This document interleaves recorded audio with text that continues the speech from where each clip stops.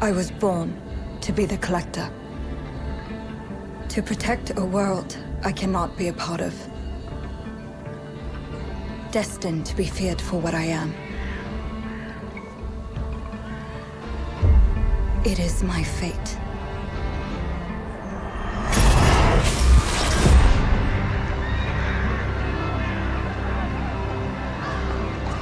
I have devoted my life to facing them. Those granted the power to raise souls. Those corrupted by their gifts. Tilting the ancient balance toward cataclysm. But at last, their debt is due.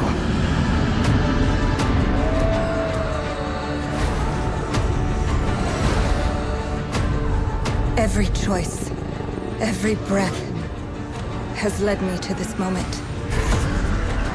As the moon bears witness, I take the first step. My time has come. I am ready.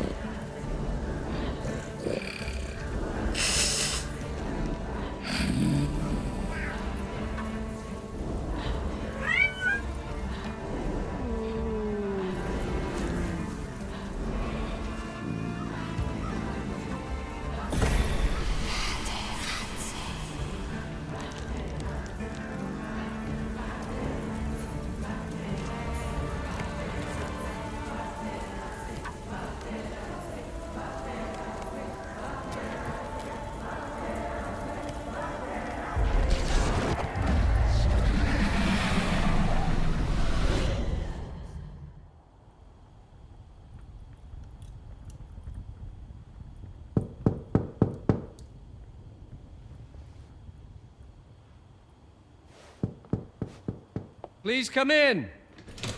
Professor Lucas? Yes. Yes, and you must be Cleo. I'm up here. Please join me. Be right there.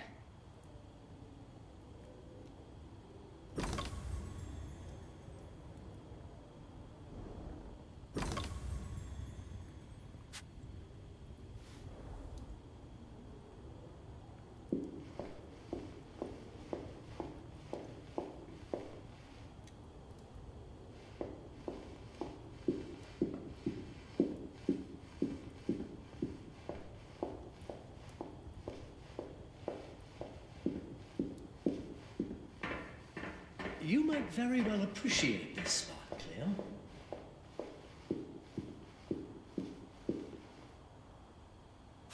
Pleased to meet you, Professor Lucas. The pleasure is mine, Cleo. I'm glad you called. Were you looking for something in particular? I was, but my intricate classification system failed me once again. You know, this is the exact spot where I met your father for the first time. Really? Yes, he was looking for essays on Rembrandt and other Dutch masters. His arms were brimming with books. He could barely see in front of himself. That sounds like my father. Yes. I recognized myself in his eagerness to learn. The same eagerness that brings you here, I suppose. Oh. Yes. I have the letter he gave me. Could you have a look? Absolutely. Let's go to my desk. So how's my dear friend Aaron? You called my father a friend. Of course. He never talked about you before giving me the letter. I was devastated when he told me about his condition. I'm sorry, Cleo. He told you? When? I saw him about a year ago. He warned me that you were going to call when you were ready. Oh. I guess he told you a lot. Not much more. He is a very private person, as you know.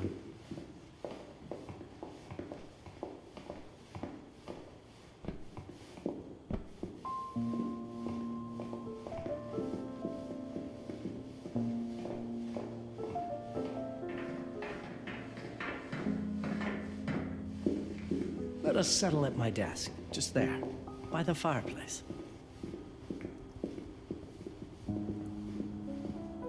Now, let's see that intriguing letter. I can't read past the first line my father wrote. And then there's this last part at the end. Both are in English, but everything else is... I was hoping you could help me. I've never seen anything like this before. The writing seems to be hidden behind some sort of veil, and then there's movement in it. It's like something organic. You're absolutely right. I've only seen this once before. I have a 300-year-old manuscript that has the same protective layer, which means that this letter is from the Zandaris tribe. Zandaris? Yes, it's a very ancient tribe. I wonder how your father got this letter. Can you decipher it? I'm afraid I can't. But there is a tome in here on ancient writing that mentions the Zandaris' protected communication. Although finding it may be a bit of a challenge, I think I might have stored it a little too well. The library's registry should help.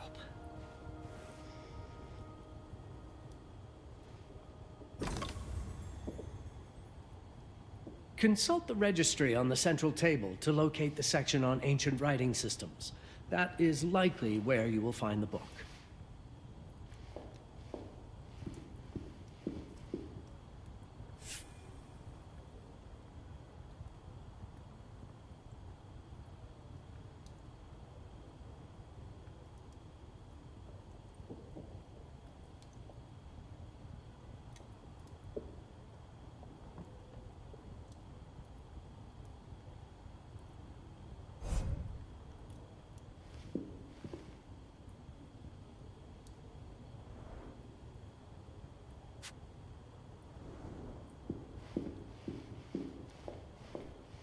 Have a look in the ancient writing systems section. That's probably our best option.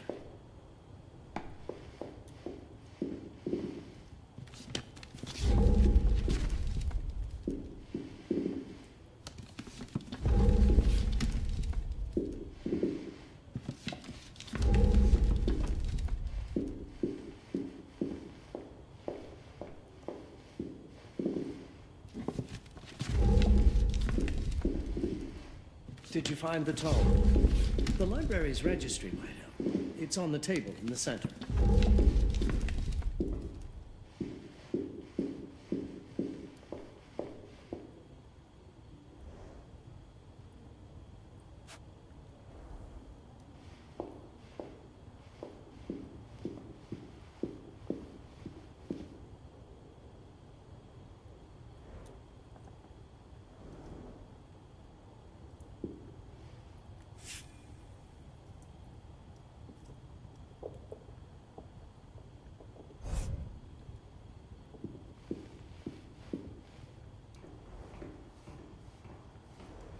Have you checked the ancient writing systems section? The library's registry might help. It's right there in the center.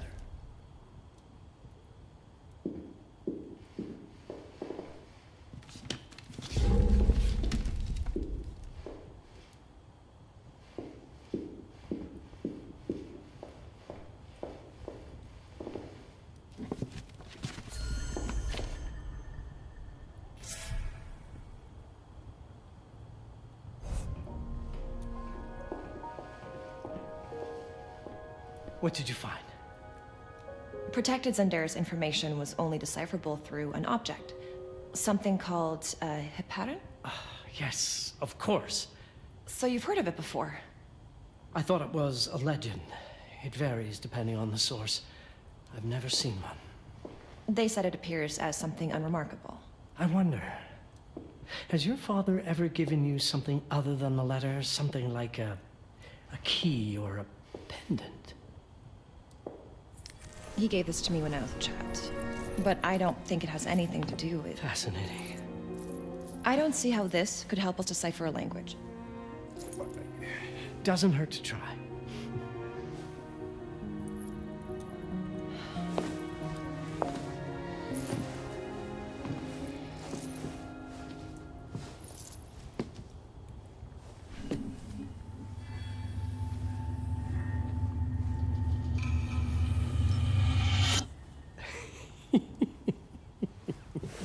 It doesn't work. It's all right. Aaron has thought this through. There must be something that we're missing. Something to activate it, maybe. What makes you so sure that my father was behind this? Would it really be so surprising? I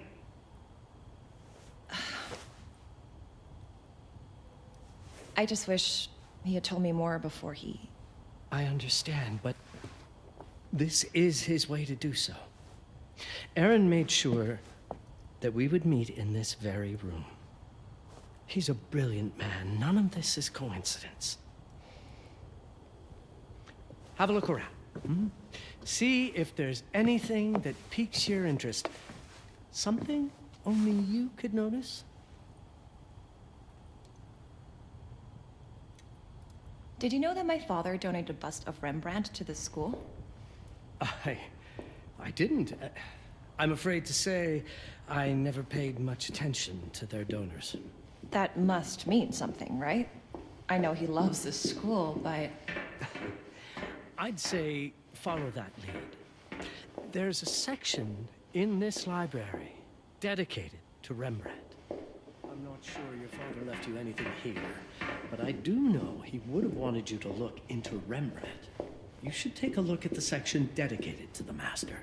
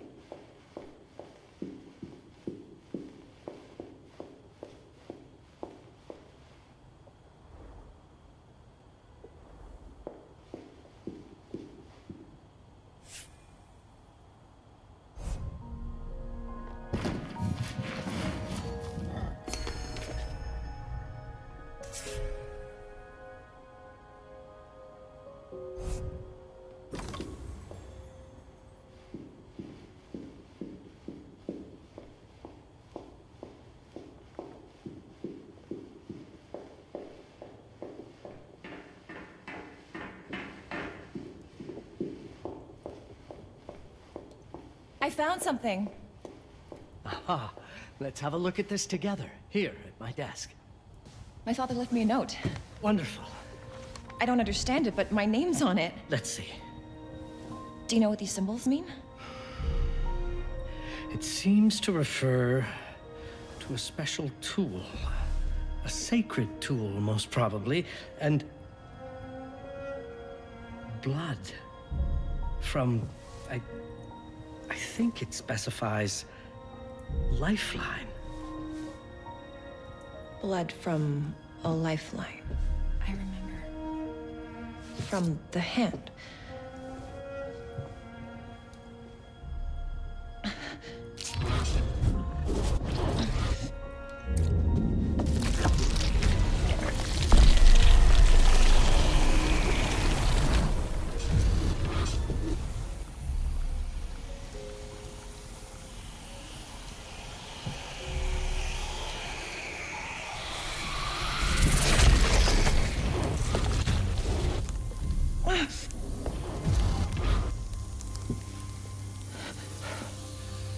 That's it. That's the Hiparan. Aim it at the letter.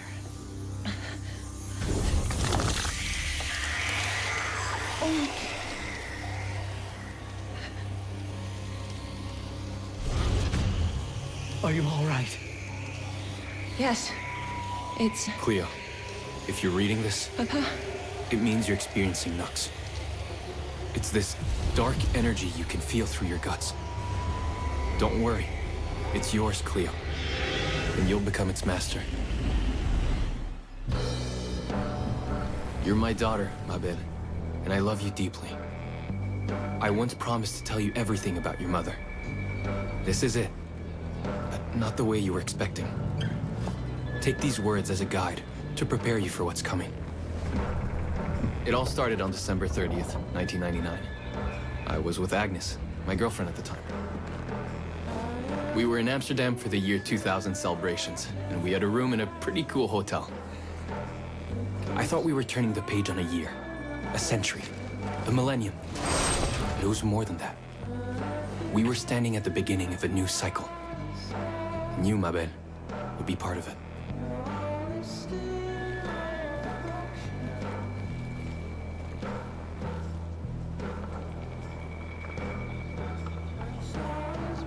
Everything starts with Agnes, as far as you and I are concerned, Cleo.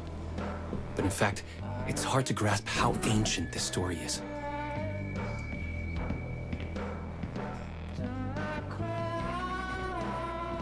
Agnes was different. An old soul, yet joyful, always surprised by life. From the very beginning, it felt as though she already knew me. It was awesome.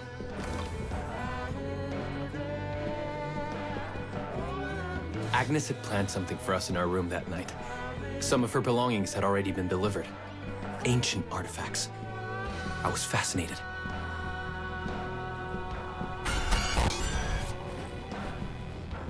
Truly, I had no idea what Agnes had in mind. But you know what, Cleo? I didn't care. I was in love. I never questioned Agnes's actions. She had a way of making me feel important and wanted. Needed, even. As we walked to her room, I felt a new kind of excitement. Impossible to describe. I didn't yet know I was about to lose my grip on reality.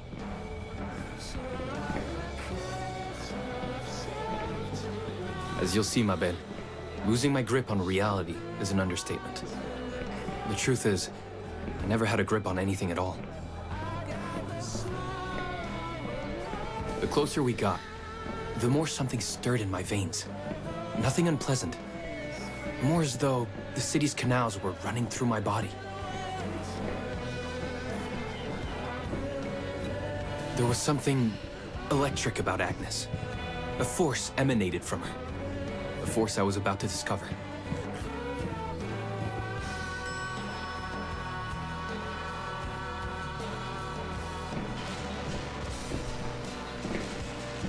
All in all, what awaited me in that room never felt threatening, Cleo. Deep inside, somehow, It always felt as though I'd been chosen. Agnes went directly to the bathroom to put on her magic touch, she said. She didn't need any in my view, but she was being literal, I guess.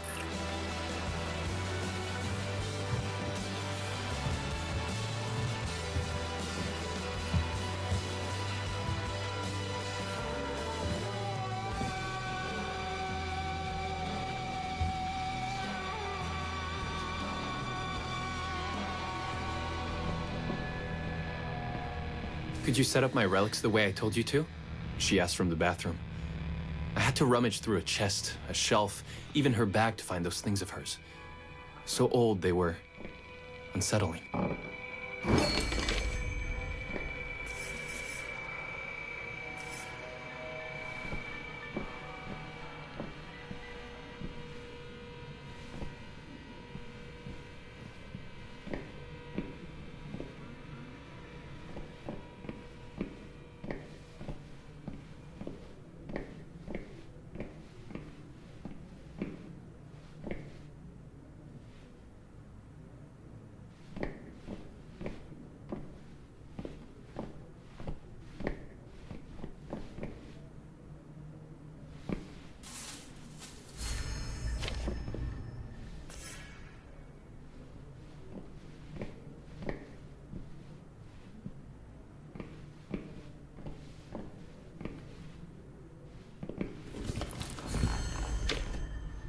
Did all my mirrors get installed? She asked. Yes. They had been placed around the bed, and the bed had been moved. Even now, I don't know how, or by whom.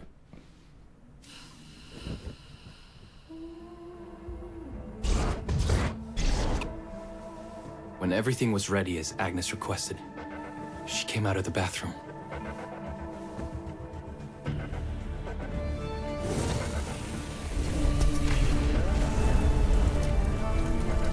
She was...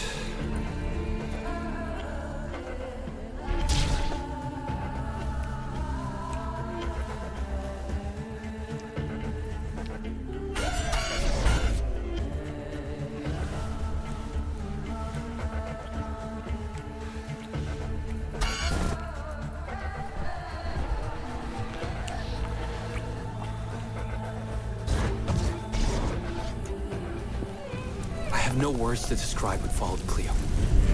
It felt ethereal until I lost the thread.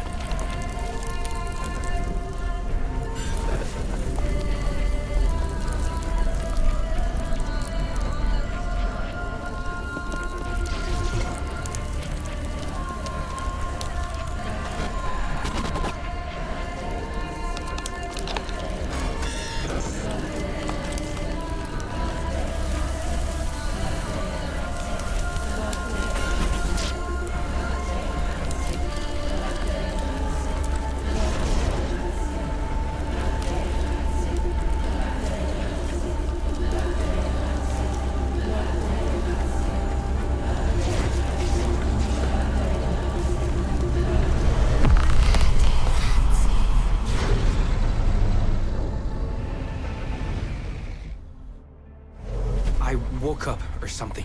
I'm still not sure. I was a cat, Cleo. Yes, you read that well. I was a cat.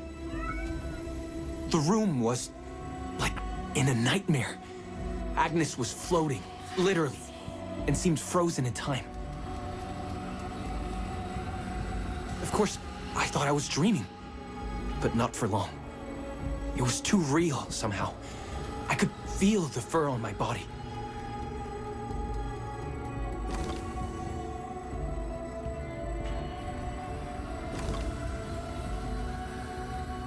My senses were heightened. Everything I saw or heard became a voice calling me. Go further, and you'll see. Go further, and you'll see.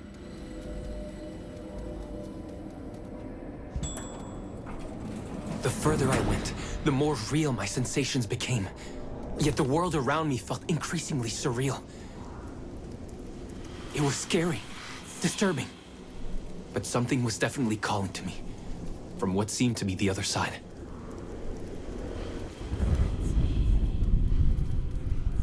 And then, in a forest, yes, a forest, I knew it in my bones.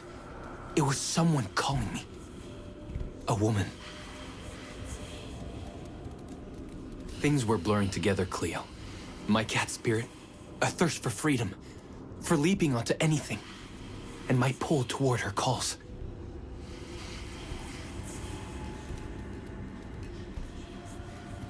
And I saw her, frozen in time, like Agnes in the room.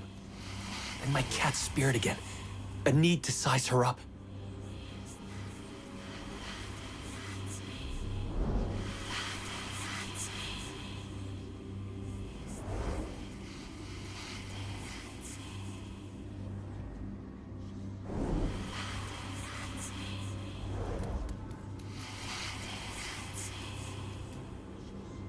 Then it happened.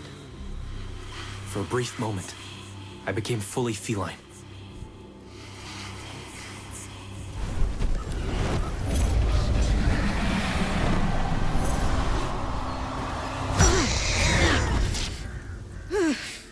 Welcome, Patarazzi. Welcome, Aaron. Aaron? You know my name? We talk? I can talk? I was in shock, Cleo. Nothing made sense. Yes, you are my union. My Patarazzi. My cat. Of course. But what? Did no one tell you about the ceremony? Where you come from? What? No! What do you mean? It matters not for now. I'm Noah, the Collector. Those are the Zendaris. Follow me, and I shall explain anon. We've much to do this night. It was the only thing I could do anyway, Cleo. That woman, Noah, she seemed like the only one who could clarify all this.